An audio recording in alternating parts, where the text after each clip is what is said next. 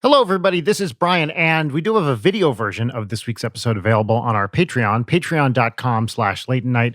This is the first episode we've been able to do in person in like over a year. So if you want to see me and Leighton and our amazing guest, Mr. Arin Hanson, please come over to that Patreon, which again is patreon.com/late night, and support us at any tier. Enjoy the show.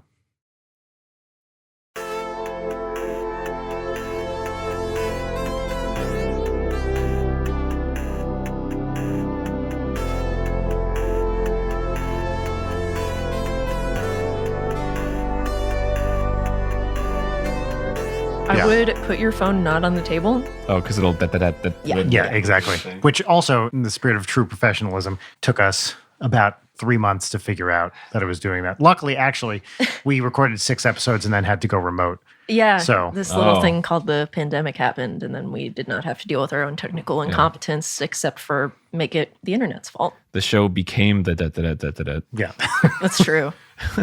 when we went online. How many remote guest grumps did you do, if any? just one, I think. I mean, we did like super mega online, but I feel like that's just like friends. It's not like people who are outside of the court. Who's more of an insider than those guys? Yeah, exactly. And even then, it went terribly. Like everything broke. It's just how it goes. Well, for us, because this is audio and we have to worry about like game capture or whatever, moving this online was like the best thing that could have happened to us. Because we went from thinking everyone we get has to come here to figuring out how to do it remotely. Yeah. And suddenly we got people from all over the world to call in and be on the show, and we were completely set up for it. Amazing. Yeah. So they had to fly to LA to go to a remote location. That's right. Yeah. We purchased a hotel. Amazing. Yeah. It was Yeah. very exciting.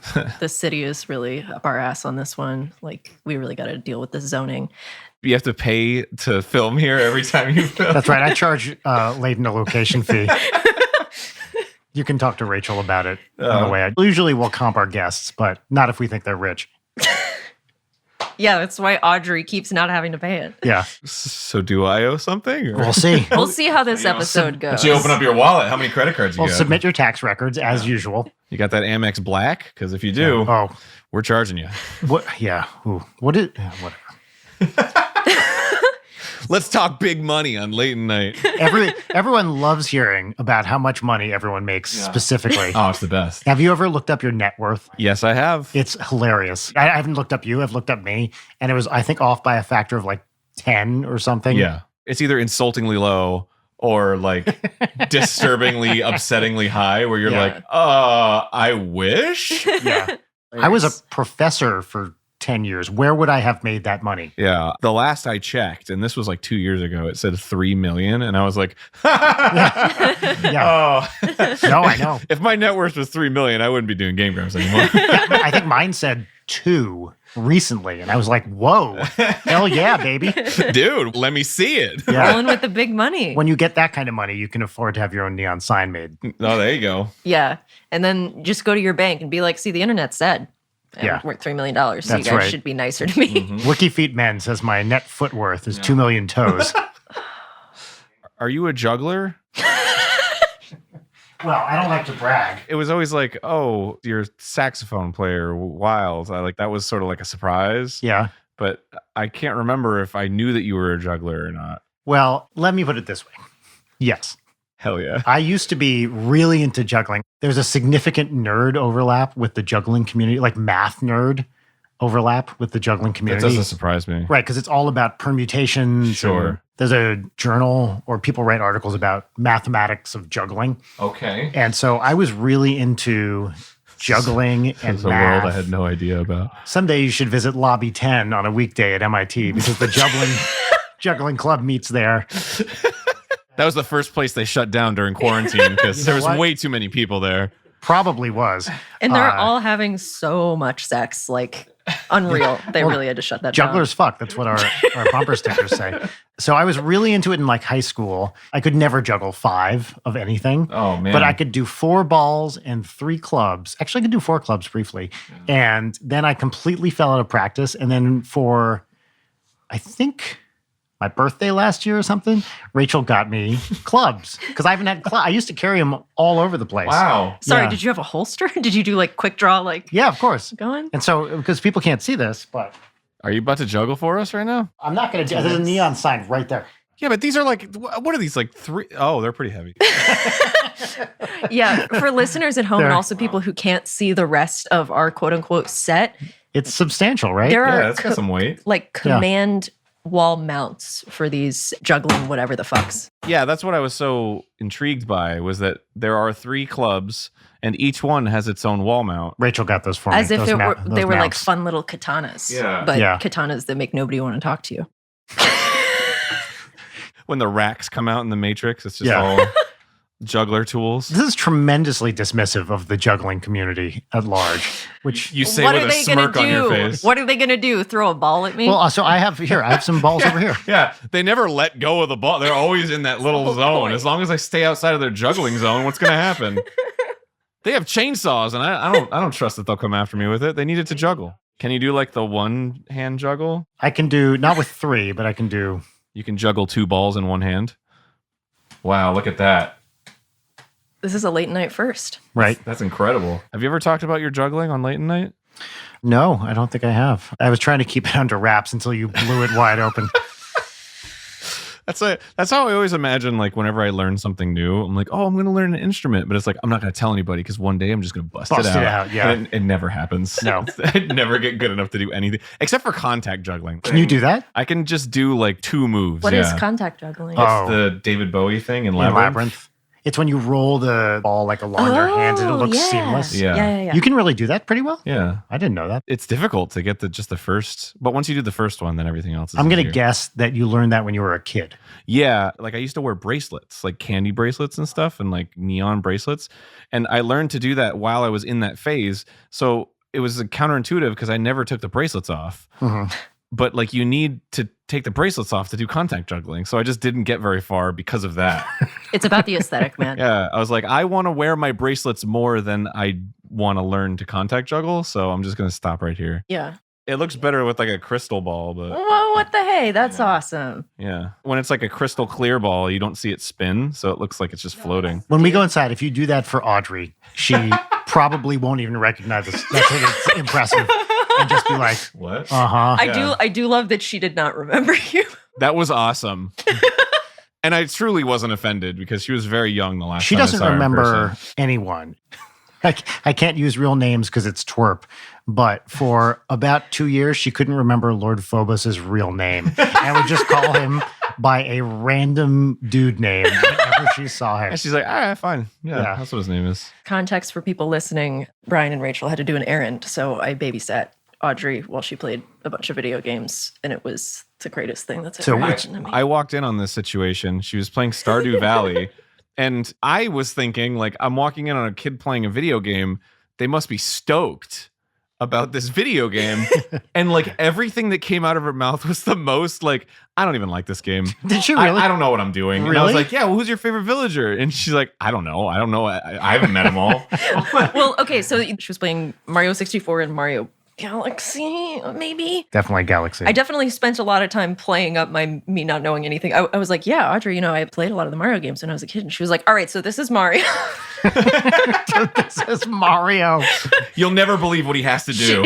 And I was like, well, he's a plumber. Why is he got to do all this stuff if he's a plumber? And she was like, no. See, here's the thing. Because Listen, there's a certain suspension of disbelief you have to provide yourself here.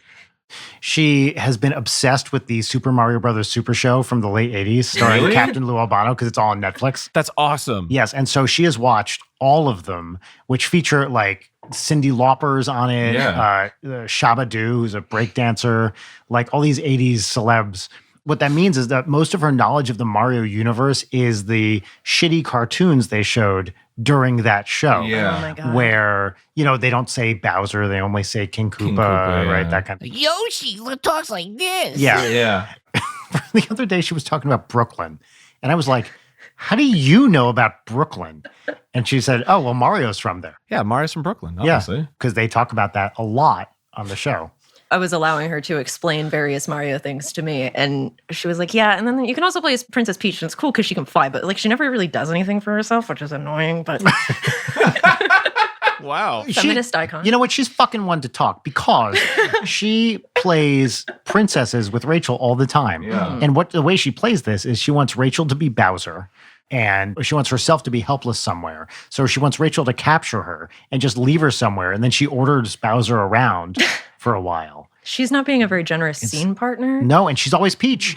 And so I can't believe she actually said, Peach can't do anything for herself. When she, by choice, makes sure Peach can never do anything for herself. Well, you all just the said she time. puts herself in a situation where she starts bossing around Bowser, though. She's like, Yeah, she has I guess co-opted that's this true. position of power. Yeah. This is reclaiming. This is but it was forcing your very parents to do all the fucking work. yeah, yeah. And then she switched to Stardew, and I don't want to backseat a child while they're gaming.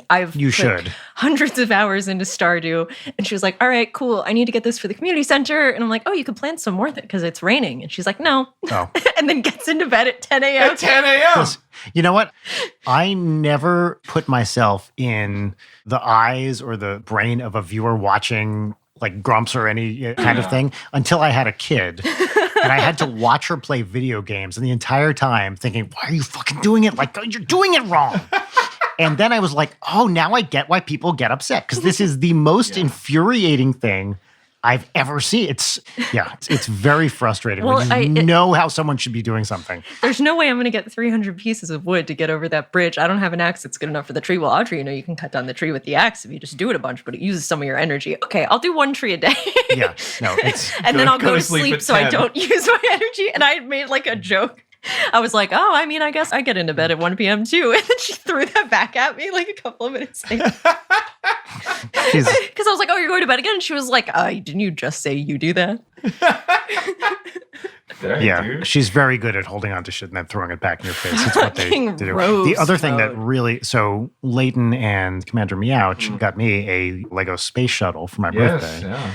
And Audrey and I put it together. And if you think watching a 6-year-old play video games is frustrating, try watching a 6-year-old put together a very complicated Lego set. Well, doesn't it say like age 13 and up or something? Indeed it does, but I'm there the whole time. I did most of it. Sure. Not to brag. But just like the whole time, she's just like not double checking and just kind of slapping stuff together and then moving, skipping steps. Oh, Yeah. Having fun as a child.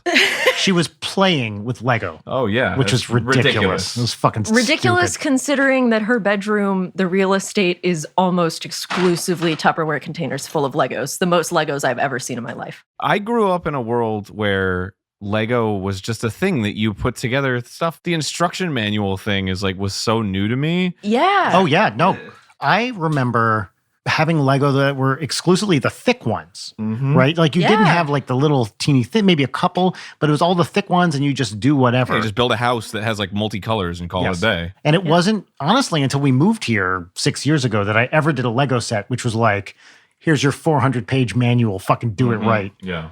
Which is online. So if you just had a stack of Legos, you could make your own. Yeah. I would make a big fat tower and I had like one Lego dinosaur and then I'd shove the dinosaur into the tower and be like, done, did it. Yeah. I'm an architect. Yeah. I always made cars because I just had Yes. these 2 axles. Always. So I'd always make these shitty little cars. Put the little people in them, run them down ramps and stuff. Oh, well, that's just, Yeah. you're advanced all of a sudden. Cardboard ramps. So also it's your daughter's birthday this week. Yes. And I'm Oh. looking for a Polly Pocket for her that is horse related. Thank you. And what happened to Polly Pocket? They're fucked up now. I don't even really know what a Polly Pocket is. It's a Polly Pocket. The original concept is you have like a little plastic purse. You open it up, but it's a house. It's a compact. Yeah, it's a compact. That's why it's Polly Pocket, because it's a little lady who lives in your pocket. But like they got more and more elaborate where it's like, here's a big like mall and you open it up. But like, do they still have the little like rubber clothes? Because that was the best part of Polly Pockets. I thought they were too small to have. Well, so that was like the first original wave of Polly Pockets. I mean, they've gone through a ton of permutations, but like in the mid 2000s, they were a very specific way where all of them had these like chewy rubber clothes that kids loved to chew Really? on. Oh. Yeah. Yeah, This they were really is- nasty and they picked up dog hair and I loved them to death. Oh, that kind of rubber. Yeah, Yeah, I know what yeah. you're talking I about. could text Rachel. She would know. Listen, I know that you're on the forefront of Polly Pocket news. I don't know if this Oh, is... hold on. Shh, shh, shh. Polly Pocket. Everyone be quiet while I do this. Still have rubber clothes. Sounds like a terrible riddle. Delivered. Answer me these riddles 3. Does Polly Pocket still have clothing? I tried to do a thing yesterday where I changed Rachel's name on my phone to Your Mom because I wanted to post a screenshot of Your Mom calling and use it for NSP socials, except it was too smart. And then when she called, or I really called myself from her phone. It said, your mom or Rachel Wecht. I had a weird experience with that kind of thing. I was going through TSA and to catch a flight, and I left my phone there apparently. Like at the security. Yeah, and I had just like gone off, and I like went to the terminal, and then all of a sudden it was like, Arin Hanson, please come to the TSA. Your fondest wish. Yeah, and I was like, what? I was terrified. Yeah. But then I got there, and they were like, hey, we got your phone. And I was like, how'd you know it was my phone? And then they were like, watch. And they put Siri on, and they were like, whose phone is this? And then it was like, this is Arin Hanson's phone. Really? Yeah, and I was like, what the fuck? So apparently that's a thing you can do. Hey, Siri, whose phone is this? I believe this iPhone belongs to Brian. What the fuck? Right? This was for a long time. If you linked an app to Siri, none of those apps had any security. So you could just grab someone's locked phone and be like, Siri, tweet, I'm a butthead, and then it would do it. Just making sure that Yeah, didn't Brian trigger. frantically checked his phone. Yeah.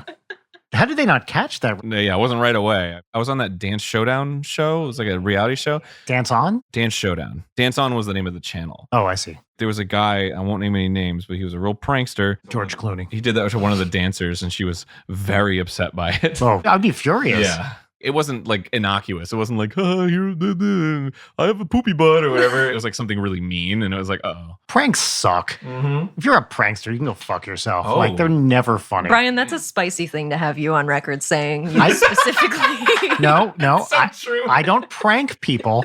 I You just annoy bother them. them.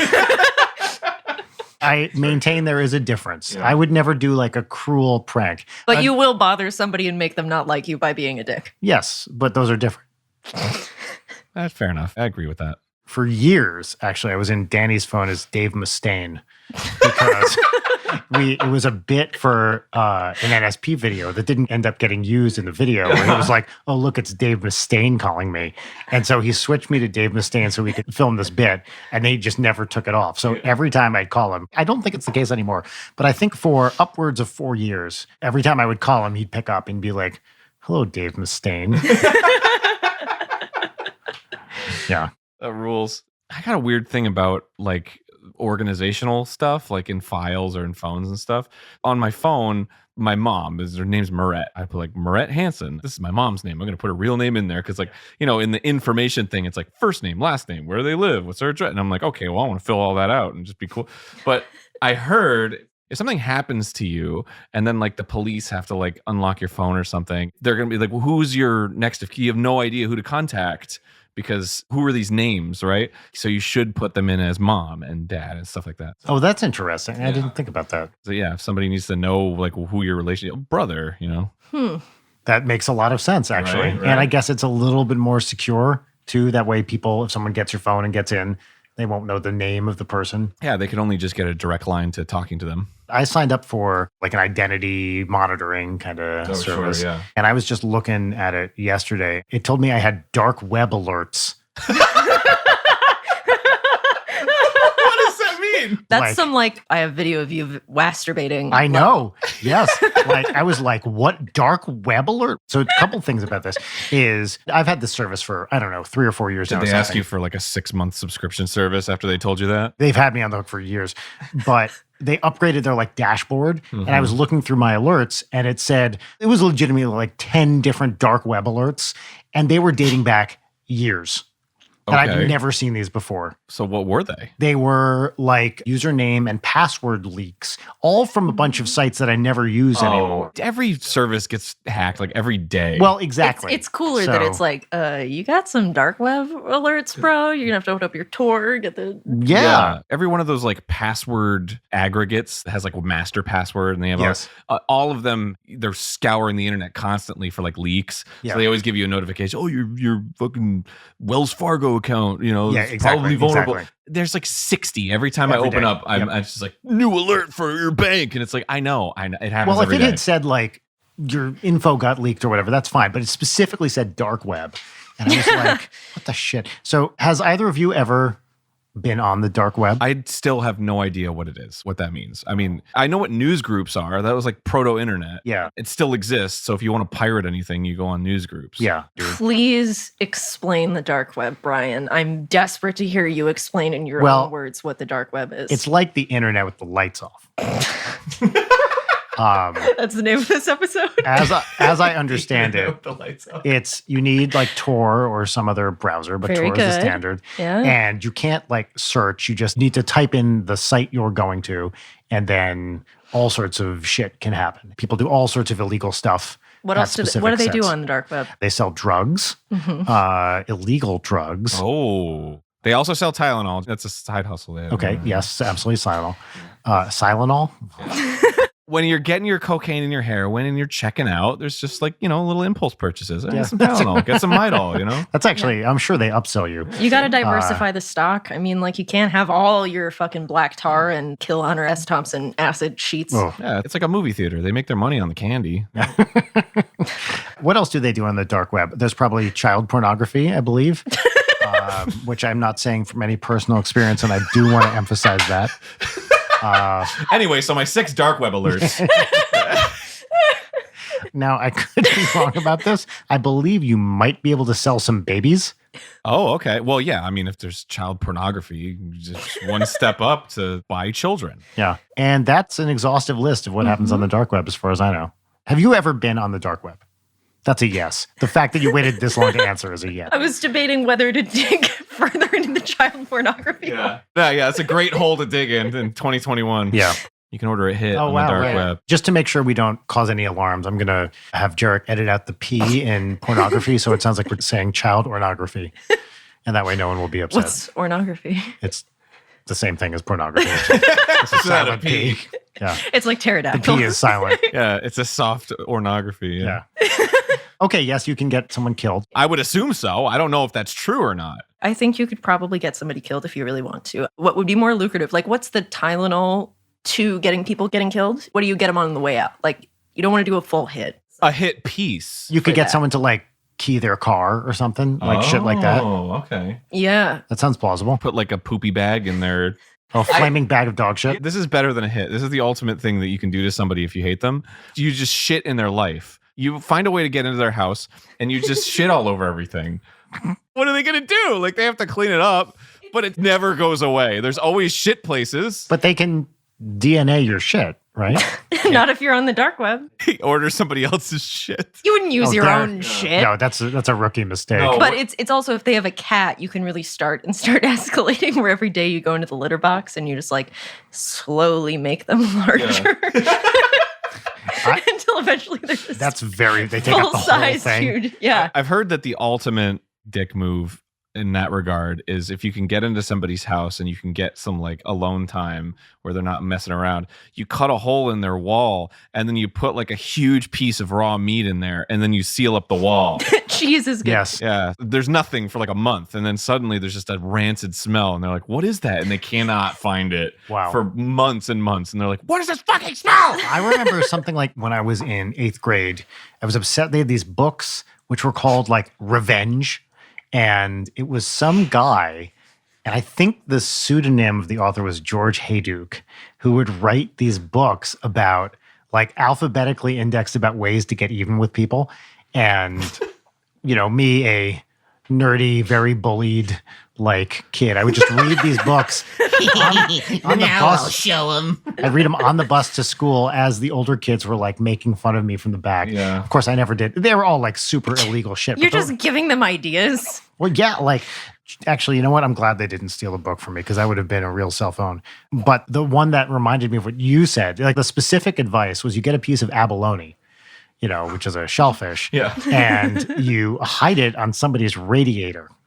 Oh. Yeah. Yeah. That sucks. There's one that I've always thought about that I've never seen anybody do is if you just dump a bunch of micro, like skin fine glitter into somebody's dryer.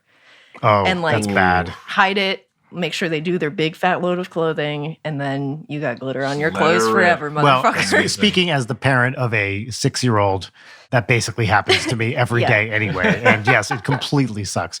The amount of glitter explosions we've had in this house are just, ugh. I fucking hate glitter. I hate it so much. Susie has a very dastardly one that I like a lot. It's you just put black paint in someone's wiper fluid on their car. So, That's a very good one. A small dollop of mayo in somebody's conditioner. Is that bad? So it stinks bad? I actually feel like it would be good for your hair. It would be really good Yeah. for for like hair. a day. Yeah. I feel like that was a thing in like 1998 or something. You do hair masks with mayo and Yeah. like egg and oil. I threw that one out as if it would be a bad thing, but I guess as it rots and you're like, why does my hair always smell bad?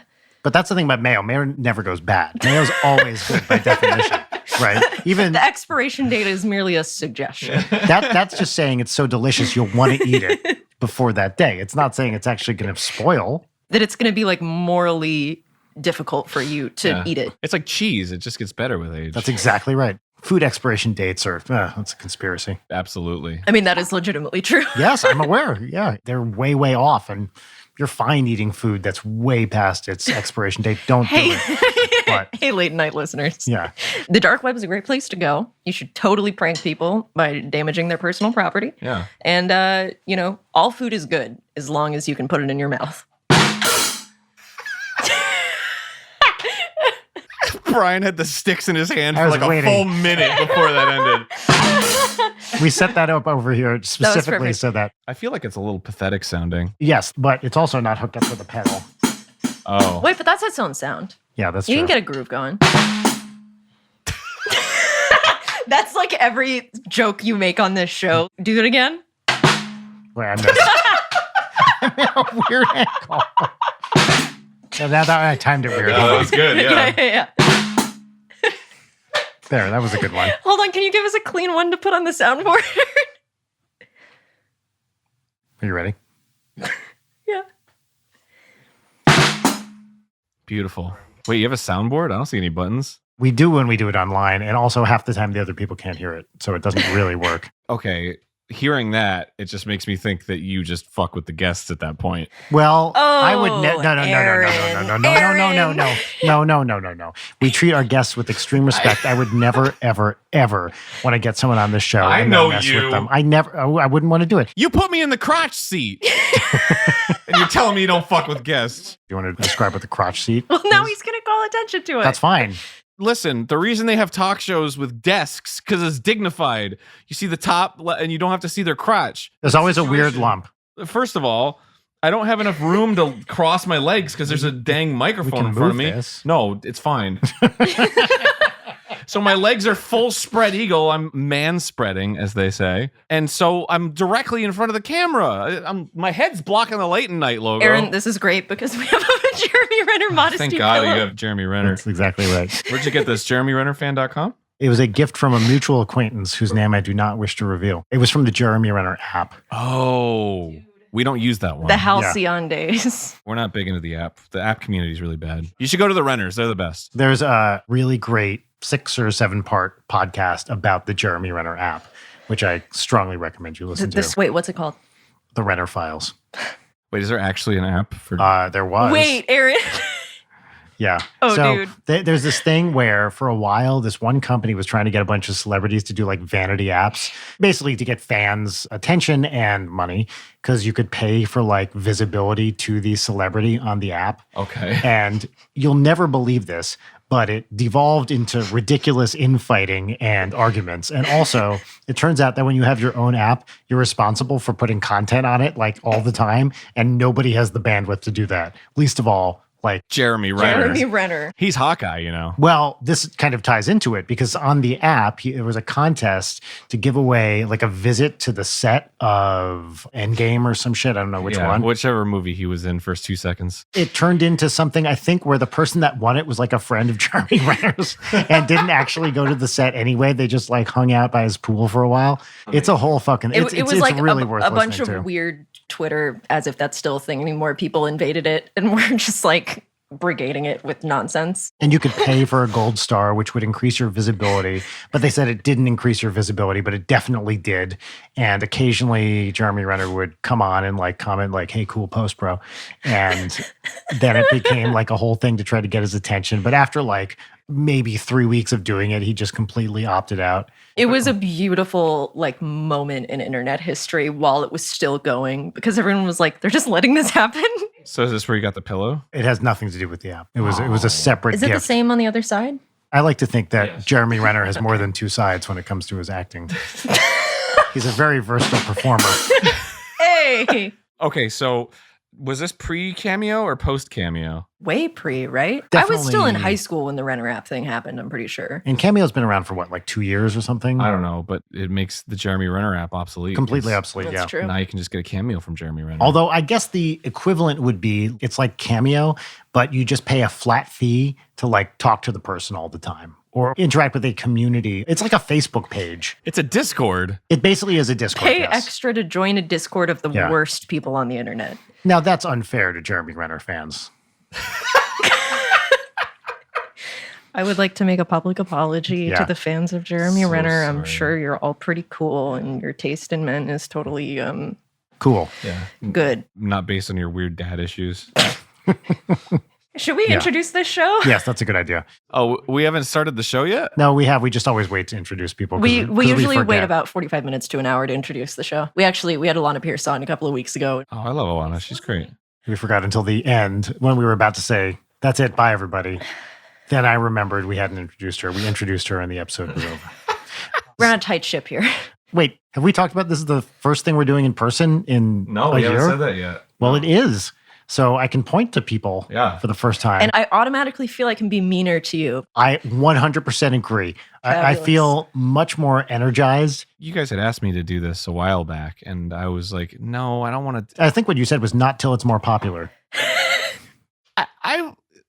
Okay, fair enough. No, you didn't say that. You don't know that. Yeah, so the reason I didn't do it is because I was like, dude, anything Zoom or Discord or it sucks. It just sucks. Yeah. And So like our entire show. no. Wow. I just compared Wait, to hold on. real life. Nice. That was the best one yet. Yeah, thank you. I did a podcast remotely. I won't say what it was. It was a lovely experience, and the person I was on with was great. But it's just like if we had done this in person, it would have been like 1,000 times better. Yeah. So that's why I wanted to wait. It's because I have respect for you two. I didn't want to bring your show down by being like, I've been at home for the last fucking year, so I got nothing to talk about. But in here, there's all this new stimuli. You got stupid posters that Yeah. nobody likes. Yep. You got drawings for your daughter. It's great. Yeah. We have this neon sign that I don't know about you guys, but it's putting off like so much heat. Or it's Don't touch it. You'll burn your hand. Yeah. it's warm in here. It's very hot, I'm and we glazed like a can't- donut. Leighton's probably the easiest person to look at right now because there's not either a light directly behind her or that's it. Yeah. And who wants to look at Brian? Well, Brian's head is directly, Right by that softbox. yeah. So it's like when I look at him, as he's like blurry. This is like some aliens you are getting abducted actively. Yeah, I purchased these soft boxes this weekend too. But because of the thing and Leighton's proximity away from it, she's got this wonderful bisexual lighting going on. It's great. Which are what, the colors of everything together? Is that what that means? Oh, well, when there's a neon light in a thing, it makes everything bisexual I because see. that is totally a thing that we should all say and normal because colors and lights are, Yeah.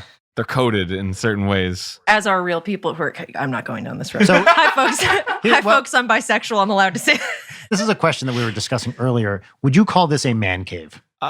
Yeah. it's not cool enough to be a man cave. Thank you. I'm Thank reneging you. on my statement. Thank you. It's earlier. not cool Yeah. enough. Well, okay. How cool does it need to be? What will cool up this room? A fridge would help. You don't have a fridge in here? To No. cool it Oh, down. this isn't a man cave then. Yeah, thank you. Pathetic. Well, because there's a house right there that is full of fridges. Do you think that has ever stopped a man excavator? No. The point of a cave is that you stay in it. You got to have a shitter. You got to have a fridger. You got to have Right. weed. A wet bar. A weeder. Yeah. Maybe somewhere to sleep. Yeah, I got a couch. I've never slept in this room, although friends have. Twerp has slept in this room. Oh. Other Some say friends that they're have. still here. Yeah. Hiding in the cat. Oh, hey. Some say that their fucking gear is still here. I'm assuming that's the case. That is the case. Okay. Including this lovely snare drum. Oh. Anyway, formalities. I don't know. Welcome to this fucking show, which is called Late at Night with Brian Wecht. That one's Brian. Yo. And I get to actually point at you in Yes, person. and this is Leighton. Hi. Mystery guest. The mystery guest bit really does not work in person. Who could it possibly be? I've been Jeremy Renner the whole time. It's really nice to meet you. I'm really impressed with your wide range of films that you've been in, like Tag. Wait, I came up with one. That was good. I successfully named a Jeremy Renner film other than and The Avengers. Hawkeye. The Hawkeye movie. Yeah. that everybody loves. So I was watching the Avengers commentary track, and it's funny because like every time like somebody would come on screen, you know, it's like Mark Ruffalo or whatever, they'd be like, "Oh, Mark's such a sweetheart. I love you. It's great." Yeah, Scarlett Johansson is like, "Oh, she's so talented, man. She could do anything. She's amazing. Does her own stunts in a lot of these scenes." And then they get to Jeremy Renner, and he's like, "It's hard to mic Jeremy Renner." Who was doing the commentary? This is Joss Whedon and the other guy. Everyone's favorite. Russo. Yeah. I was just watching it. So I recently rewatched Galaxy Quest, Oh, yeah. which is so great. I fucking love that movie. Hadn't seen it in a while. And then Rachel sent me a compilation of people just talking about Alan Rickman. And oh my God, it's like all the people on the show just talking about what a very sweet but very dry guy he was. Justin Long. Apparently there was some play that they were in, but like one was starting right as the other was finishing it. So they didn't actually overlap. They just kind of like one stopped and then the next one came in. He went to see it and Alan Rickman was in it, but you know, he didn't feel ready to do his part yet. And on his opening night, he shows up at his dressing room and there is a note, a little card from Alan Rickman, which in very, you know, formal cursive handwriting just says, "Fuck you." What a cool guy. Yeah. They said he was like one of the funniest, dry, kind of British Yeah. way Fuck yeah. people. What a sweetheart. I read recently the story of the guy that played Neville Longbottom. Oh, who got hot? Yeah, he got super hot all of a sudden. Oh, yeah. Now he's jacked and he's all hairy. And anyway, I guess on the last day of filming, he was like a big Alan Rickman fan, but he never like talked to him because he was so nervous. Yeah. So he's like, on the last day of filming, he's like, well, I'm not gonna have to see him again, so I'll go and talk to. So he went to his trailer and he was like, hey, I'm a big fan. You know, it's been an honor working with you. And then he just like sat down with him for like 3 hours and just coached him on his career. And then he was like, it was the best advice I've ever gotten. That's awesome. That's so really sweet. sweet. I was reading an obituary today of Charles Grodin. Do you read the obituaries every morning? Yeah, it's my morning paper. It's the only part of the news I follow. The funnies and the obituaries. Yes. The obits, or as I like to call them, the Gothams. Well, one of my favorite all-time comic like writers, he's not really a comedian, but he's a writer, Andy Breckman, has a running joke, which I was just thinking about the other day, that you can make any obituary funnier by inserting the word finally before it dies. Which I really like. Do you guys see the Charles Grodin? Do you know who that is? You know, it's one of those things where like you're on Twitter and then everyone's talking about it. Like they've been like big fans for like 1,000 years. And it's like, oh, hi. And they're posting clips like, this is my favorite bit of him ever. And I'm like, I have no idea who this guy is. For me, he'll always be Midnight Run. It's him and De Niro. He's just the ultimate deadpan comic actor. Like everything he did was just like, here. Yeah. And he was so funny. But the Rickman story reminded me of something in one of the obituaries where apparently he was on the Michael J. Fox show, Okay. like the recent one. And he was like, we do these long days, which for me are grueling, but Michael J. Fox has Parkinson's, so I can't even imagine what they're like for him. And apparently after one day of shooting, he went up to Michael J. Fox and he was like, hey man, you know, I just want to say this is a really great day. Tomorrow when we do our scenes together, can you do it without the Parkinson's? Which, and he was like, Michael J. Fox like cracked up and it was, you know, he was like, I'm glad I took that chance. That was a chance. But like, What a swing. I love it when people take those big asshole swings. Yeah. And I feel like a big asshole swing is so often like the beginning of a beautiful friendship. Yeah, it's like a trust fall, right? And then like if they catch you, then it's like, oh, well, we're cool then. Yeah. I think I sent you and Jarek that tweet that said, most of a relationship is apologizing for doing something hilarious, Yeah. which really struck home for me. Yeah, that's a very you comment. Yeah. Yeah. I can't relate, but You do you. Anyway, hey, this is Arin Hanson. This is Late at Night. We've been talking for God knows how long. If you see us, Brian and I, suddenly looking at the camera intermittently as if we have a gun being pointed at our heads, it's not because we have a gun. I mean, we have the guns pointed at our heads, but also we're trying to make sure the camera does not. Yeah, I keep looking at the computer to make sure the audio is going. Yeah. Which I'm still not convinced is. And the camera to make sure it's recording. Right. And then I'm also looking over here because there is a man in a dark suit with a gun. Yeah. So we're fine, right? The creator of the Jeremy Renner app. Mr. App. Dave App. I love Jeremy Renner and all the movies that he's been in. And like Tag. Tag.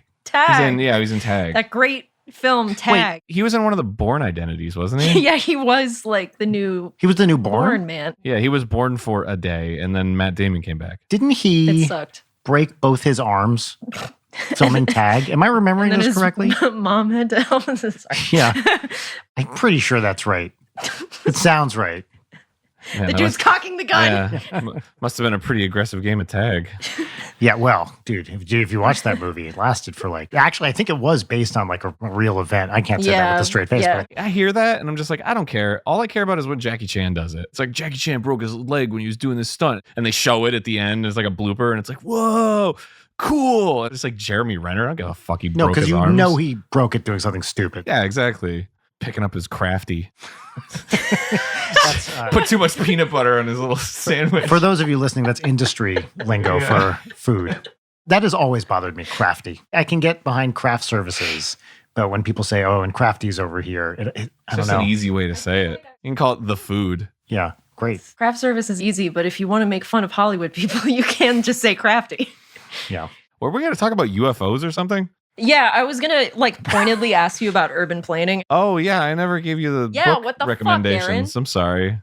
You're supposed to give her book recommendations? Yeah, we were talking about urban planning because I've been getting into it, and Leighton was like, I'm genuinely interested in this. Give me the books that you're reading. And I was like, you got it. And then I never did. So.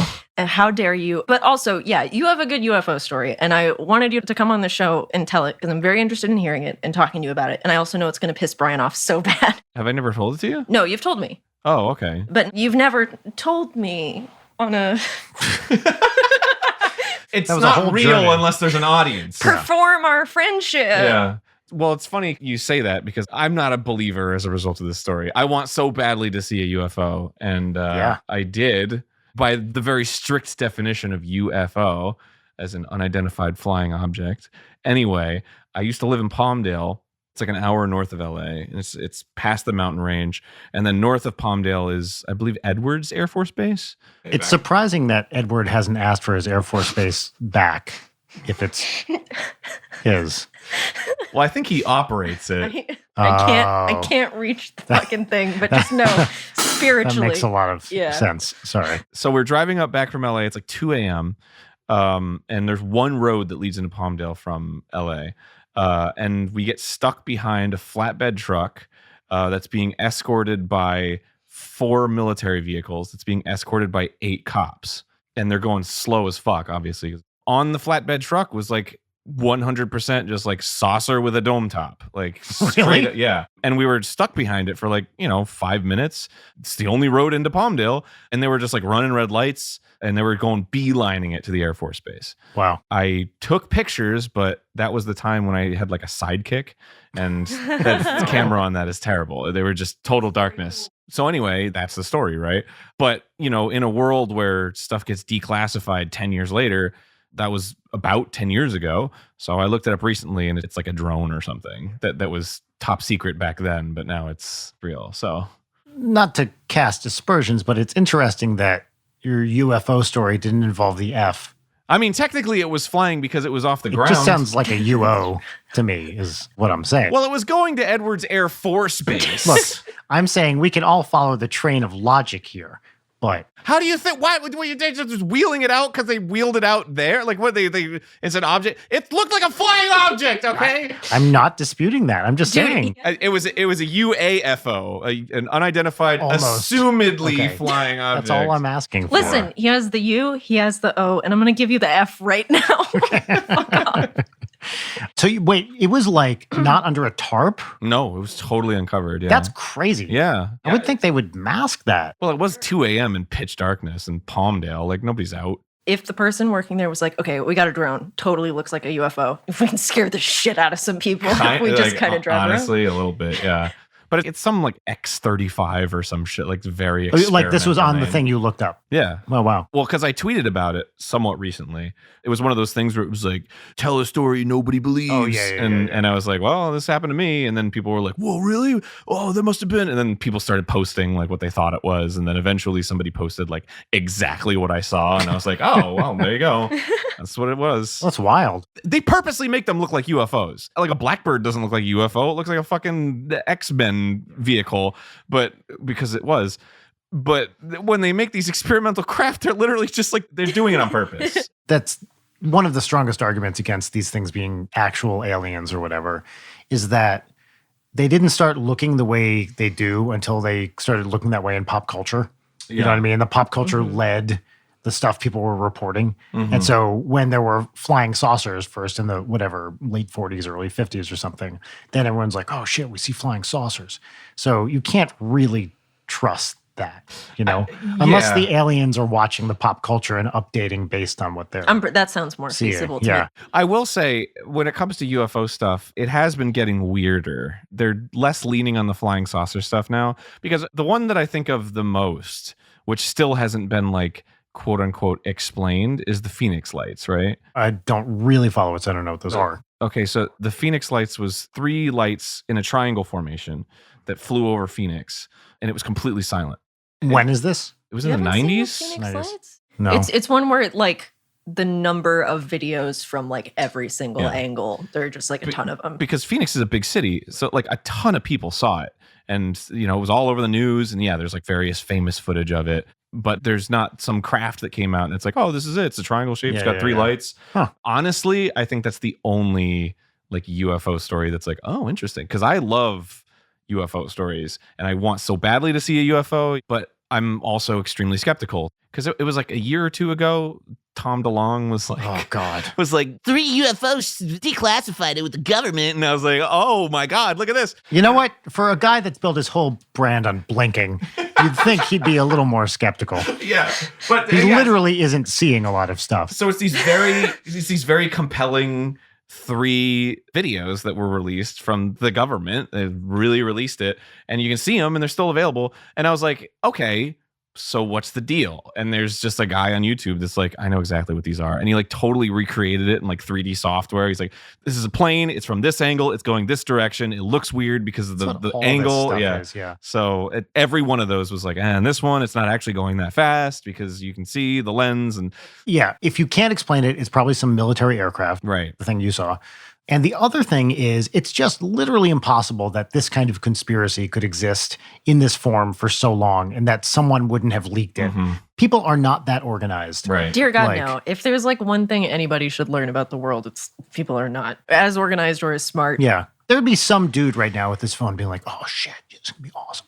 You know, like Yeah. recording it. Yeah, if It's one not of the gonna- cops who helped with the Kobe crash cleanup is just like, I'm gonna show pictures of this at bar to a lady, like there's no fucking way. Yeah. No. But they are fascinating. Look, I want to see a UFO. I want to see a ghost. I want to see an angel. I want to see I all want of to see this a shit. Bigfoot. I want to see a Absolutely. Mongolian death worm. I Yep. want to see the Jersey Devil. I want to see the Bigfoot and the Jersey Devil kiss. Oh, yeah. Well, if you're from New Jersey, you have to view that at least once before you leave the state. So I have another thing that I was sort of backseat to. It's not as compelling as that I literally saw it with my own eyes. But there was a mission that NASA was doing. I want to say it was like 11 or 12 years ago. And it was a mission where they were going to the moon and they were basically going to crash that rocket into the moon. And then it was going to like kick off particles. And then they were going to like grab the particles with like the second stage of it. Like kick off the regolith of the moon. Yeah, and then they'd analyze it and see if there was like water or whatever. But like the thing is, we already knew that there was water on the moon. Like we had already found it. From the tears of the astronauts. Yeah. We were sad they couldn't get back to Earth. Exactly. It's very sad. It's the Apollo 13 tears. Yeah. They got back. But They do didn't you even know get if to it the was moon. them for real Oh, though? did they see Santa Claus or whatever? Been replaced, bro. You got to listen to your Coast to Coast AM, the secret city on the other side of the moon. Okay, so this is involved in the secret city on this side of the moon. Okay, so they were saying, and I believe NASA said this. They were like, you can watch when it collides and you'll see it. Like you can just see it with naked eyes. You'll see like the particles come off. And I was like, that's wild. Yeah, I want to see that. So I was following it like a hawk because I really wanted to see that. And they live streamed from the perspective of the rocket. And I was watching that when it was happening. And it's like you see the moon get closer and it's like it's going to fucking crash into the moon. But then when it gets like a certain distance where you'd like start seeing like landmarks and stuff, it cut out. Oh, and then it was like, hell yeah. Okay. I was like, what? I fucking cut. Come on, it cut out. And then the news came out, and it was like you couldn't see it from space. I don't know, it was a mission. And then it just kind of went away. And then later they released the footage that it cut out, and it was like, so that really fueled people because at the same time, Google and NASA did a thing together where, like, so you have Google Earth and the 3D model. So that was probably right around the time Google Earth was like starting. Yeah. So they did briefly, very briefly, they did like Google Moon, where you could do the same thing with the moon and you could find all of because they had all these satellite pictures and stuff. And if you went to the dark side of the moon that we don't see, there was tons of parts of the dark side of the moon that are blurred. And they're like clearly by hand. Like it's not like artifacting or anything like that. Well, I mean, they do that with Google Earth. It'll be like, here's a complex. This is all blurred, so you can't see it because it's private. Exactly. But on the moon, there's no complexes. So what's the deal with that, right? What's up with that, bro? So that was like the 1-2 punch of that situation. And then everybody thought there was like stuff on the moon. Yeah. The alien colony on the dark side of the moon thing has been a conspiracy theory forever. Yes. Because I was reading people talk about it when it was happening, and nobody ever talks about it ever. You're the first person that's been like, oh, I think I remember that. And it's like, why did we all forget about this? This is really strange. I love that shit, and I hate the conspiracy theories have gotten so depressingly lame now, where it was like, oh, it used to be kind of fun, and now it's like, oh, these are all anti-Semitic core and like terrible and not fun and actively harmful. To be fair, there were plenty of anti-Semitic conspiracy theories. Most of them already were. It's like the flat Earth stuff. That stuff drives me insane. Yeah. Well, it's anti-Semitic in nature. It's really strange. We had someone email us several times about getting a flat earther on this show. I forgot about this. Yeah. Yes. Their vouch for it was like, we've been on InfoWars. Yes. We've been on Joe Rogan. Legitimately, they used as their bona fides InfoWars, Joe Rogan. But, oh man, that one just drives me insane. People wanted that so bad. And, platforming, blah, blah, blah. We would never do it. But Never. It would be very, very, very funny to watch you interact with a flat earther. With something like that, as much as I love annoying people, I don't want to tear into someone bully publicly. someone, I'm happy to have a conversation off mic or whatever about literally anything and be honest, but I'm not going to invite someone onto a show and be like, all right, motherfucker, let's do that. That's just kind of. Well, yeah, because they're wrong and they're wrong. So it's why even bother? Well, even when I was a scientist, if someone was giving a talk and I saw something wrong, I wouldn't, while they were in front of everybody, be like, get them. And also half the time you're wrong about what you thought was wrong anyway. So you might look like an idiot if you try to call someone out. But independent of that, you pull someone aside and you say, hey, I don't think this is quite right. Let's talk about it. That's the only angle for having someone like that on the show is they're wrong. It's scientifically proven that they're wrong. So the whole point of having someone on the show is to haha, look at you. Look at how weird your beliefs are. You're not having a genuine conversation with somebody at that point. No, it's just some dinner with schmucks shit. There's no place to have a genuine conversation with someone who's that deep into it. The only way, this is backed up by research now, much like the flat earth theory. Mm-hmm. The only way to change someone's mind is gradually over time by people who are mostly on their side. Mm. You're never going to drop a fact bomb that's going to explode and change someone's mind. You're going to have someone who's a friend of theirs be like, hey, actually, I was thinking about this. And then gradually they move away. I'm sure there are cases of people hearing a thing and then switching on a dime, but it's very rare and not how people change their mind. So there's no point in having someone come on to try to debate. The only thing it will do is make them dig their heels in even harder. Absolutely. Yeah. I think one of the best approaches in just examining that is the all gas, no brakes approach where they just stick a microphone in front of them and they're like, say whatever you want, like I'm not going to argue with you. Like, just go ahead.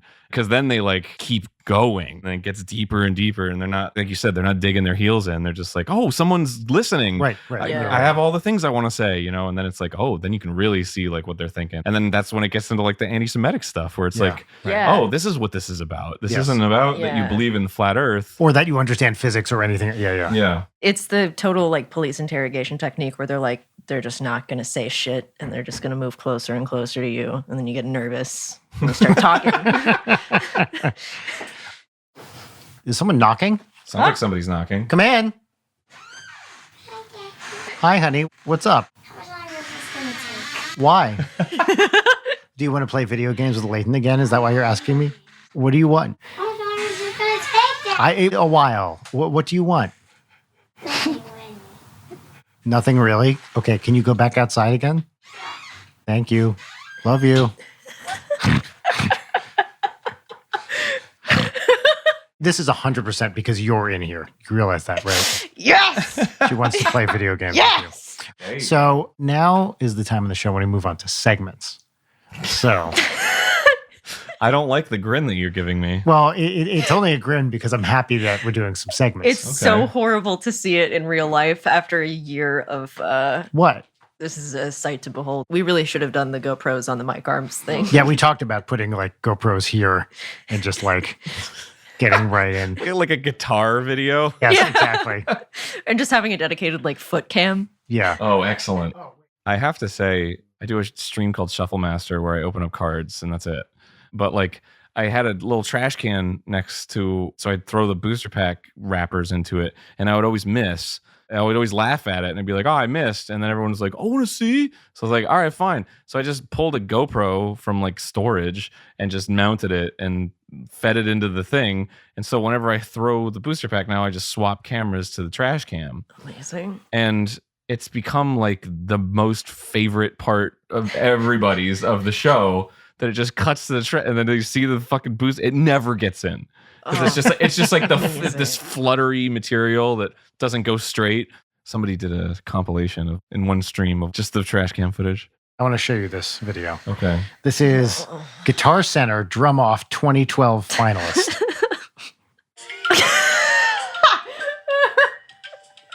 That's a lot of fun.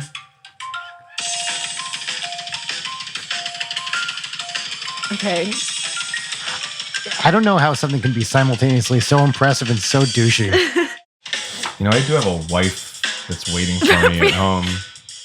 It's almost done. Brian, I fucking swear to God. In 5 more minutes. If you do this, and hold on, there was no switch to like a stick cam or whatever the fuck? No, I just like that video. Oh, that's nice. Yeah, there was some good camera work there, though, right? Do your fucking segment, okay, Brian. So our first segment is our pop culture recommendation segment. Yeah. So you get to recommend anything you've been enjoying recently, book, movie, video game, whatever it is. Sure. The segment is called What's Popping? What's Popping? And here's the theme song. It should be coming through your headphones. No, I don't. Yeah, let me try. there is a style of comedy. Let me try it again, Brian. Let me try it again. Hold on. I think the interface might not be working. Yeah. Got it. It's gonna work. Yeah. Go ahead. That's good. That's good. Brian, you have Hold a on, very the theme song is still going. Yeah. And that is 5 minutes, you said? Or did you restart it? I restarted it. Okay. And that's the What's Poppin' theme song. Awesome. I hate you so fucking much. There's a style of comedy that you do, I think, when you're in improv, right? Yeah. You do this thing where I have no idea how to participate. In improv comedy, usually it's like, here you go. But with you, it's just kind of like, fuck, huck the ball right at my feet. I'm like, wow, Jesus, I don't know how to react to that. That's your style of comedy. No, it's not. Yeah. Arin, you put that so articulately in a way that having to deal with this shit every week. My goal is to set other people up to look great. And I think I did that today. How long is the theme song? It's when the real one is like 2 seconds. What's poppin'? What's poppin'? Oh, wow. That's the bit. Oh, okay. This is our first time doing it live, though. I think it worked really well. Okay, cool. Is it still going? Is that the joke? No. Now As we're you moving said, on. it's just fuck you. You can't participate. So I'm gonna. I'll start. It's really Yeah. yeah. Share your recommendation, Brian. What's popping for me this week? I don't like the negative attitudes here, by the way. Is have you guys ever heard of Hatress? No. It's like Hatress. Tetris, but That's is a how I'm feeling Tetris- about this bit is right a now. Tetris-like variant. oh, Hatress. It recommends the worst piece. Oh no. Okay. Never mind. Hatress is different. It's Tetris with hats. Yeah, this is not that. It's normal Tetris. I'm not kidding, by the way. This is real. Like physical, like on your head, or It like was designed by Alexei, whatever, the guy who made Tetris. He made Hatress. By the way, I remember the sequel, the next game called Faces that he came up with, which was a huge bomb. But yeah, so Hatress, it's a browser game, Yeah. which is Tetris, except the AI will always recommend the worst possible piece for you at any given time. You know, I find it strange that you make people endure annoying shit, but then you do it to yourself in these weird ways. Dude, you know me. I like to chill out and have fun. That's how I work. that's what you say every episode. How much you love to have fun. How you've always loved to have fun, as evidenced by your juggling. Yep. You just love to have a good time. You know what it says on my online dating profile? It says love to laugh. And that's me. Is it still active? I don't like to talk about this. It is on the dark web. Yeah, that's what he's that's getting right. all those alerts from. Got 6 dark web alerts. Those are just swipe lefts or whatever. Wait, swipe right's the good one? I can never remember. It's different on the dark web. Yeah, so I was I read about this somewhere and I was like, I have to play Hatress. And it's really, really hard. Oh, yeah. Like you can't, I think the highest score, every time you lose a row, that's 1. I think the highest score that's ever been achieved is 31. So does that mean it never gives you the long piece? No, you can get it to give you the long piece, but you have to really try. Oh, so you have to like set yourself up to be like in a horrible position for the long piece? Yes, correct. Okay. Yeah. The only thing that's different from normal Tetris is there's no gravity, so you have to manually drop the pieces. So you can take as long as you want to try to like figure it out. Well, that kind of defeats the purpose. Well, the game's so fucking hard already that they decided to give you a little mercy. Has like the world champion Tetris guy ever played it? I don't know who that is or why he would do it. I don't know because it's a challenge. I looked online. And apparently, there's like a record of 31. I don't know who's played this. Well, the other interesting thing is that every game is replicable, so there's no randomness. Everyone starts off with the same piece. And once you get in a position, it's deterministic what the AI will say. Okay. So you could, any game, you can replay exactly as it was given to you. So it's kind of a puzzle. Yeah. It's beautiful. Anyway, Sounds awful. it's probably the worst game you could imagine, and I love it. Did you actually play it, or are you just Yeah. saying this to make everyone else play No, it? I played it. I got a score of 2. That was my high score. So you put down 2 blocks and then it broke? No, I was able to clear 2 lines, is what that means. Oh, jeez, Louise. Because it always gives you the piece that's not going to clear the line. Right. It's really fucking hard. Like, if you I think get you're it. good at Tetris, it's a fun challenge. I don't know if I want to talk to anybody who like their thing is like I'm really good at Tetris.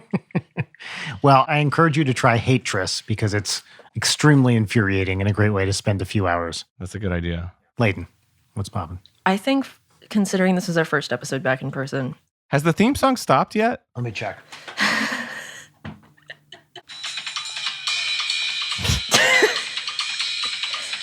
It was still going. Okay. this is going to be a late night first for me. I'm taking a vow of silence for my What's Poppin' in protest of everything that just happened. And On our first episode back, that's You iffy. You iffy. did this. It's an iffy decision. You did this. All Okay? right. Okay, we're fine. You know what? It's your show too. I'm You can not do whatever you recommending want. shit. Do you want me to recommend something for you? No, fuck off. What's popping for Leighton this week is a little book called Ready Player One by Ernest Cline. No, Ready Player 2, the superior sequel. It's twice as good as the first. What's my favorite part of Ready Player 2? Probably the fact that it's exactly the same as Ready Player One. Isn't there a reference to the Sonic.exe creepypasta in that? I wouldn't know. What? I think there is. That's all I know about supposedly my favorite book. No. Yeah. That's no. It's like there's a reason why movies don't have cell phones in them, you know? Like just leave that shit out. Anyway, what's popping for me? Yeah. Do you want me to come up with one for you? Should too? I be sincere? Leighton, Yes, should I be you sincere? should. You should be sincere. I was sincere. I'm gonna kill you. Please be was. sincere. All right. There's a couple things that have been popping for me. Invincible just got made into a cartoon on Amazon It's Prime. so good. I haven't watched it, but I've had the Ultimate Collection in my comic collection for like 5 years or something. And I was like, okay, now's the time I got to read it then because everyone's going to be talking about it. It's great. It's great. It's really gory, right? Yes and no. It's gory in parts. Yeah. The series has a lot of blood and guts in it. I just finished watching it literally last night. I haven't read the book for years. In fact, never even finished. The show takes some liberties, doesn't it? I don't remember because it's been so long since I read the book. Well, because like there's the episode 1 ending that everyone goes nuts about and went viral and all this stuff, and obviously you get to that pretty quickly in the comic. But like after I got to the comic, I was like, I thought the whole thing was like this big long sequence, and in the comic it's just like a page. So I went back and watched it, and there's like characters I didn't recognize, and I was like, whoa, what the fuck is going on here? So like a robot, I guess, becomes a kid or something. That does happen in the series. It's been so long since I've read it. I don't remember what happens in the comic and on purpose. So I remember the twist, which is the thing you're talking about. Yeah. Which takes a little bit of time in the comic, but it's pretty quick. But I didn't want to read anything beyond that because I didn't want to spoil anything. So yeah, I don't remember what is original and what's not. Okay. But the voice acting is amazing. Who's in it? Stephen Yeun is Invincible. Oh, yeah. His mom is Sandra Oh. His dad is J.K. Simmons. Oh, shit. They have Jason Mantzoukas, who is like my favorite person. Mahershala Ali is in it. Good Total shit. ringers. Gillian Jacobs is Zazie Beetz. Ooh. Like really, really great people. That's dope. To me, the craziest thing about this series, it is one of the only things I can think of that has rapid tonal shifts, like from straight up comedy to fucking horror, and it works. Yeah. It really works. It's the same way in the comic too. Yeah. Spoilers, I can't talk about it, but You could say a couple spoilers. sequence that we're talking about, when it starts, it seems like it's going to start like this like superhero-y moment, and it's like not gory, and it's very like ooh fluffy, and then suddenly the music cuts. There's just no music, and then it's just like really intense, and it's like oh geez. I watched this bit because my friend was like, that show really upset me with the gore. And I was like, oh, well, what's going on here? It's Let me get in here. it's not upsetting gore. I don't think so. I get pretty squicked out by stuff, and I was not bothered by It's it. definitely gorier than the comic. It's gorier than what I remember because also you're watching it. The fact that it's animated just means it's going to be gorier. I don't like the way the show moves. That sequence in particular, when they're purposely making it look good, it's like, oh, that's great. But when it's not, I don't like how it moves. I agree with that. The animation is a little off-putting. It's a little choppy. Yeah.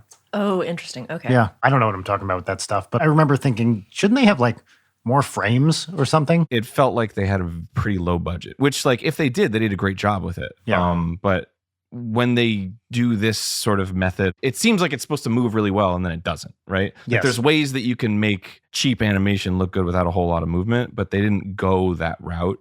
So it really comes off like, oh man, this doesn't look as good as it should. It's interesting because I never know with stuff like that, like, am I not getting the style? As in, is this a choice that they're making that I just don't really understand? No, it's just because they don't have the money to do it. Got That's all there's to it. Everyone knows I'm a fucking weeb, but like the Japanese have perfected it with anime. They Yeah. literally have entire animes where there's no animation at all. It's just still frames, but it looks like it's moving because they are really good at doing keyframes. They're really good at doing like transitions, and Yeah. they're really good at like panning and like using mouth movements to make it seem like they're moving and stuff. So in American TV, they don't use those tricks as much. So it just looks cheap in parts, but whatever. That's my animator, whatever. That's your 60-second Yeah, soapbox. you can post in the comments that I'm a snob or whatever. I don't give a shit. Everybody worked really hard on it. So I'm reading Invincible. It's great. Cool. And then video game wise, I've been playing Returnal. On PS5? Yeah, it's good. Great. Moving on. Hell yeah. Next segment. This is our final segment. This is our... I just liked how brief that was. That was nice. Yeah, it was. I liked it too. All right, our final segment is called Peaches and Lemons. It is 1 part airing of a petty grievance and 3-part gratitude exercise. So we will each share 1 lemon, which is a shitty thing. And Brian didn't warn you about this, which is fucked up. There's no warning. Is Leighton now doing the bit? Is Leighton the This is- bitmaster now? No, okay. So this is every week when we do Peaches and Lemons. She does this thing where she says, I didn't tell that. Just be quiet for a second. She says, I didn't tell the guest the bit. And it makes them feel like they're really on the spot, but we never tell the guests what we're going to do here. And every week she throws me under the bus for this. Cool. Yeah, peaches and lemons, right? It's my favorite thing. Yeah. So I'm getting a little tired of this bit, personally. Brian, you were getting so fucking spicy the first time we were back here in person when there are a variety of objects here that I can attack you with. Yeah. There's no way for me to dig out of this hole. There's no hole. It's just a bit she does every week. You just created like a bit void. There's no room for me here. You were supposed to get an email. So I will say, a lemon is like a petty grievance. So I'll start. with Something my- that like ruins your next 10 to 15 minutes.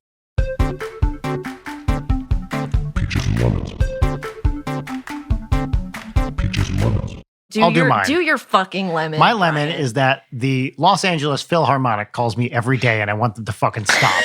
It's because I gave money to them once and every day at like 2:00, some number rolls through. I had to block it eventually where they're looking for donations. And we already donate to the LA Phil. Yeah. And every day they call. I stopped picking up because it's always a 213 number. And no one else has ever called me from that. Got it. So whenever I see at like 2 p.m. a 213 call, I'm like, okay, here's my chance to not accept. I would give them more money if they contacted me less frequently. By their silence. Yeah. You should tell them that. What if somebody's like, oh, we really respect Brian's music. Yeah. Well, We really want him to put on Yeah. this amazing show. We heard that What's Poppin' theme song. And yeah, it was really good. It was great. They heard the bit Leighton does every week with peaches and lemons. It's like they're really big fans of the show. You know what? Maybe that is the case. Then they can go through my reps. So that's my lemon. Great. Please stop calling me LA Phil. I will- Also, there must be some guy who's a big Lakers fan whose name is Phil who calls himself LA Phil. LA right? Phil. There must be. I think about this a lot. up, everybody? My name's LA Phil. Not to be confused with LA Phil. But I do live in Disney Hall. Leighton. My lemon for this week is one that I just had in that we've been sitting in your garage for like 2 hours and it's very hot in here and there's a neon sign and we're doing bits and I'm around people and I'm very nervous. Anyway, went in the bathroom. My fucking eyeliner is like the sweat thing. You guys don't wear eyeliner, but when you sweat, Yeah, it goes down. it's doing that. It's like you're crying or something. Yeah. It looks great. I didn't even notice until you pointed it out, and I still don't notice. Yeah. All right, this is my lemon now. This social interaction I've created. In this. We were being genuine.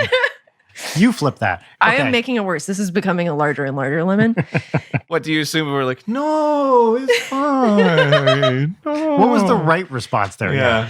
No, it looks terrible. I mean, that's what I expect everybody to tell me all the time. So I'm I still don't even notice. Thanks. By making that my one, I've created this situation. Well, because you created the art, so you can see what the difference. But to me, it just looks like a smoky eye or something. Wow, thank you. I'm Yes. just kidding. This was all a bit. I feel so. It was totally on purpose.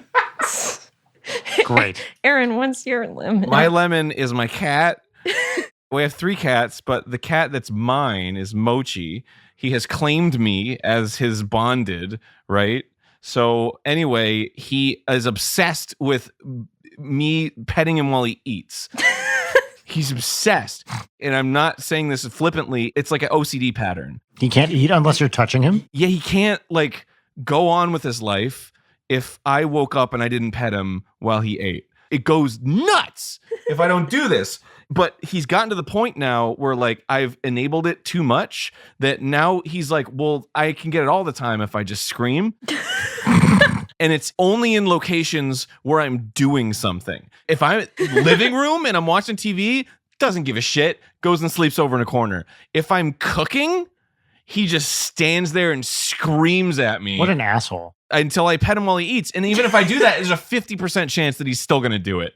And if I sit at my desk and I'm like taking Zoom meetings or whatever, I'm like writing or whatever, he comes and he screams at me until I fucking pet him while he eats. And then if I'm recording Grumps in the other room, same thing. He comes in and screams at me until I pet him while he eats. And I don't know what to do about it. It's gotten to the point now where it's like triggering for me to cook because I know what's going to happen. I walk into the cook zone and I'm like, because subconsciously my brain knows like you're going to get screamed at. Have you done the cry it out method? It doesn't work. Here's what happens. 1, he'll do it forever. Or 2, he'll pout, which makes me feel so terrible. Because I'm this is so adorable little cat. hungry, Daddy. You gotta touch my head Oh while my I God. Wait, eat can my- we get an I'm so hungry daddy clean from you, please?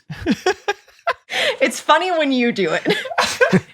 As evidenced by my underage wiki feed page. I'm good.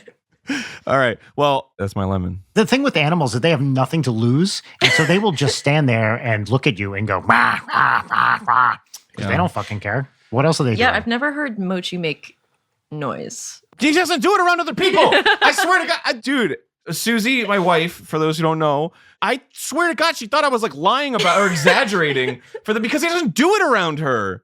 So she's like, oh, she's here. Well, no. But finally, it's like she was upstairs or in another room or something, and Moch didn't the realize. cat was gaslighting Susie. Yeah, kind of. And she finally heard it, and she was like, oh my God, he's really screaming. I was like, yeah, I know! I've been telling you this for so long. He just screams. God, I just wish there was something I could do to make him stop. The silence of the cats. Really great. You have 3, is that right? I have 3 cats, yeah. Mochi, Mimi, and Otto. and Otto. Which is hilarious because we were going to name the third one Matcha. Which was my suggestion. Was it? Yes. Susie said, we're getting a 3rd cat. What should we name it? And I said, Matcha. And she said, that's really cute. It is cute. Thank you. I like that name. But she was dead set on naming it Otto because she wanted to name it after Zach Scott's cat, the pineapple cat. You ever seen that video? No, I don't know. It's like, Otto's a pineapple in the fridge, and he loves it. He goes in the fridge and he closes the door on the cat. It's hilarious. I think you found your solution to your Mochi problem. Oh, throw him in the fridge. Susie's theory is he hates being picked up. So if he screams at me, I should pick him up, and then he'll start like Pavlovian and be like, oh, I don't want to be picked up anymore. Oh. You could spray him with a little water bottle. I don't want to do that though. When he was a kitty, we had a lot of people in his life that were like mean to him. So now he's like super skittish. Oh, yeah. No, you don't want to traumatize him. Exactly. So we were going to name the third one Matcha, and then Susie was like, no, it's Otto. And I was like, all right, I guess we won't keep the M thing. I guess I don't care that much about it. He developed a fucking M on his forehead. There's like the clearest as day M on his fucking forehead. And I'm like, that could have been M for Matcha. Otto is the perfect name for him. That's God laughing at you. He's a fat little cat. Peaches. Peaches, we'll each do 3 things that are cool, good, excited about, can be big, little, don't matter. 3 of them. I think you should start. I did not prepare these. My first peach is that I brought Audrey a cake pop before I came in here because I'm cool. Wait. I'm revising that. Audrey is like all 3 of my peaches right now just because I got to see her over the weekend. We got to hang out. She's still in there. She's just the fucking... She loves you. Coolest. You got a big old hug when you came in today. And she didn't remember Arin. Yeah, no idea. It's tight as hell. I mean, the other thing is she knows Leighton and I have been doing stuff for like a year and a half or whatever now. And so she's aware of who Leighton is, and Leighton is referred to frequently. Well, it's funny because she remembered me when I was seeing her somewhat regularly. Yes. But now she doesn't remember me. Anything that happened more than 6 months ago is It didn't happen. First one is just Audrey, like big circle. You're very sweet to her, so thank you for that. Of course, she's an incredible child. My second one is that I learned how to make Sims 4 custom content this week because I've been obsessively playing The Sims, and now I'm making a bunch of Cyberpunk 2077 clothing in The Sims because I've lost my mind. Who's your Skringus? Is that your thing? Skringus. Oh, yeah. I watched that stream. That was hilarious. Oh, thank you. Susie and I love that. Wow. I've been populating Skringus world. So it's me and Allie live in a house. I am married to Ghostface. She is married to Johnny Silverhand, who I lovingly recreated all of his tattoos and clothing. It's fine. I also have Xenomorph, who is the house mother to a mansion of e-girls who are all competing. I just added Michael Myers and Leatherface, who are married and opened a restaurant together. What's it called? Bubba's. It's a diner. Oh, that's a good one. Wonderful. Yeah, I love it. They live in a recreation of the Texas Chainsaw Massacre house, but the inside's really nice. Well, that's wonderful. It's really sweet. I'm very happy for them. Anyway, I'll stream that soon probably because it's absolute hell in that save. And I have 7 gigabytes of mods for the Sims. Oh, wow. Jesus. Yeah. My third one's like, I don't know, we're back in person. That's my cheat peach. Oh, cheat peach. I get to hang out with my friends for an extended period of time, and I'm so sweaty. Whenever we do a cheap peach on the show, we call them chapeaches. Oh. Yeah, that's a thing that we do. It's a good way to shorten it. Yep. I came up with that. Does it have a theme song? It does. No. Oh, my phone's being used for Damn it. Thank you, God. Can I borrow your phone? Yeah, that's right. Yeah, I'll go. My first one was going to be that we were back in person, which I'm very, very excited about. We haven't seen you in person for a year and a half. It's amazing to see you. It's so much fun. And it was a good excuse to like clean up this hellhole of a garage for a little bit and set up a little like chill guy like Kang Zone over here, Yeah, if you want to Like- be just like right in person next to you's airspace, this is the perfect Yeah, chill guy. nothing zone. says chill like being an inch away from a neon sign that you might break if you touch. Yeah.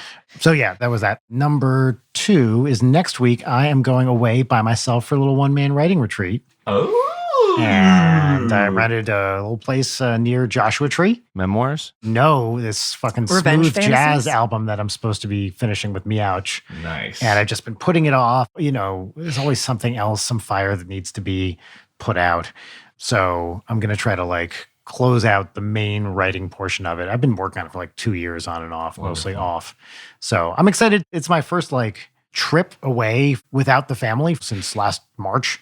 And of course, I don't love leaving Rachel and Audrey, but it'll be nice to have a dedicated time to procrastinate writing on this thing and feel bad about it. Definitely putting yourself in a space where it's just like, this is the one thing that I'm doing. It's what our brains are meant to do, I think. Like, we're just so like, go out and kill the animal, eat the animal, sleep next day. Like, yeah. You know what? I have never done this before. With the exception of like with Roach and Twerp and Danny, we went down to Sonic Grand. Well, with you too, of course, to Star Bomb. Great. We did it for NSP also. That was like one task, but it's kind of not the same because there's so many people and everyone has a different job and you get time off and blah, blah, blah. That doesn't feel like the same thing. I've never done anything like this. And I don't know if it's going to feel oppressive or it's going to feel like the kind of thing you're saying where it's like, okay, great, let's do it. So the trick will be being able to turn off the admin for a while, which is hard to do because then shit doesn't get done. But I'm trying to clean stuff off before I go. maybe it'll show you the admin isn't like, maybe things will get done, and then you'll be like, oh, you know what, dude? Yes, that would be incredible. Yeah. Because that is my big fear, is that if I leave projects, they fall apart. Yeah. And it would be nice to know. I had the same thing. I was so worried about like going on vacation and being disconnected, and then like I did it once, and then I came back and it was like, it's fine. And I was like, oh, so I can just do that now. That's great. Generally, not too much shit's going to fall apart in a week or two. Yeah. Right? When you come back, the what's poppin' bit is no more. Yeah, right.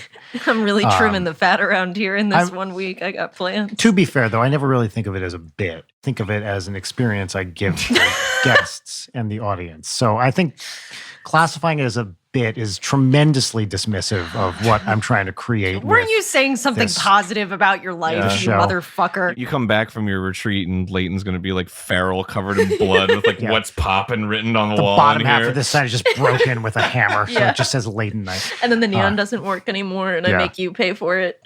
My third peach is this Friday. I'm going out to dinner with a little man named Brent Lilly. Just the two of us. Wonderful. Eating outside at a steakhouse. And we used to have, we still sort of do, but we haven't been able to do it, tradition where like once a year with him and me and actually Danny, we have like the album just came out. Let's celebrate. We'll go to a steakhouse and enjoy it. Yeah. And we didn't do that when the last album came out for obvious reasons. This time it's not an NSP thing. It's just like getting together with a friend. But it's been a year and a half since I've got together for steaks and martinis with Brent. And I'm really, really looking forward to it. Because you guys know Brent, he is just the best.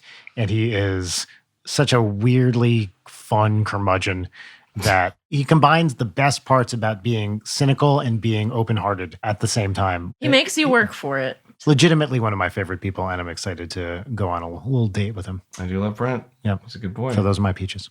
Aaron, usually we email the guests and say you should have a pop culture Please. recommendation. Okay, Leighton, I really don't want you to keep doing this bit because I think, again, it's putting Aaron in a weird spot. I've said in the past, I don't really want to keep doing this bit. I'm a little upset that you've kind of dismissed my concerns over it, but I would prefer if we didn't do this, Brian didn't email the guest bit. Thank you. Please. I'm so glad that this is some people's first episode of this show. So now that I'm put on the spot and don't have anything pre-planned. To be fair, we never contact the guests ahead of time to let them pre-plan, so don't feel bad. Yeah, sure. I believe you. So, number one, I'm on new medication. Well, medication ever. That's the first time I've ever been on medication for ADHD, and it's been really helpful.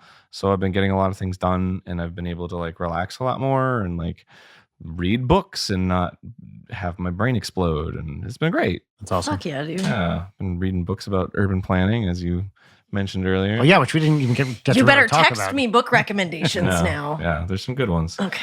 My second peach. I lost a bunch of weight recently. That was nice. Oh, yeah. nice. Did you put on a bunch Congratulations. over the pandemic? No, I lost it. You lost it. Yeah. Fuck yeah. The problem is, it's like when I go to the office and I'm out and I'm like, it's hard to regimen and have like, Yeah. this is what I eat every day. But if I'm at home all day, then this is what I eat every day. I don't stray and it's easy. So yeah, I lost a bunch of weight and it was great. That's awesome. So sorry, you look incredible. Thanks. You do. It's been a while, You so do. I didn't and know. you got a sharp jacket. Yeah, I Look at you. I love this jacket. This is actually too big on me now because I bought this when I was at my heaviest. So it's like really baggy now. Also, it looks like it's the most comfortable, like one of It those looks very pieces of comfortable. clothing that is like stealth. Like, this is really nice, but also I would sleep in It's it. super comfy. Well, Yeah. one thing that has always impressed me about you is how you dress stylish but comfortably. You know what I Yes, mean? that's You always seem been- to be wearing clothes that fit very comfortably and not like baggy. Yeah. Just you always look comfortable in what you're wearing. And I like never feel comfortable. That's in the what goal, I'm man. wearing. That's the goal. That was actually a struggle for a long time, was figuring out like what's comfortable, especially when I was like really overweight and it was like I wanted to wear certain clothes, but like I couldn't because I didn't fit. And Yeah. I was like, oh, I'm 34, but it's like not really a 34, you know. So I had that going on with me. But now, yeah, it's like I know what size I am and I know what I like, and comfiness is a big thing for me. If I can try on a jacket and then Susie's like, oh my God, that looks awesome. And I'm like, I hate wearing it. I'm not Yeah, going to yeah. get it. Yeah. Well, I definitely learned that. Like, if you hate wearing something, you just shouldn't buy it. You're Mhm. never going to wear it. Yeah. That is so real for like people who wear high heels. It's like, oh, Oh, you're yeah. so cute. I'm going to wear these. No, fuck you. Don't even, just wear regular Yeah. shoes. Well, here's another thing too, is when I go out and I like get dressed up or whatever, it's so tempting to just be like, I'm just going to put on the fucking sweatpants and the t-shirt, you know? Yeah, yeah. So I discovered like, oh, if I make my actual wardrobe like in that category, then I can go out and look nice and still feel like I just threw something on. Or Yeah, whatever. totally. So, number 3. So for the longest time, I've been trying to replay SNK versus Capcom Card Fighters Clash for the Neo Geo Pocket Color. And I finally got one of those like little handheld emulation things, Mhm. and it came with it. Like, because it was like from China or whatever. They don't care, and they just put ROMs on it.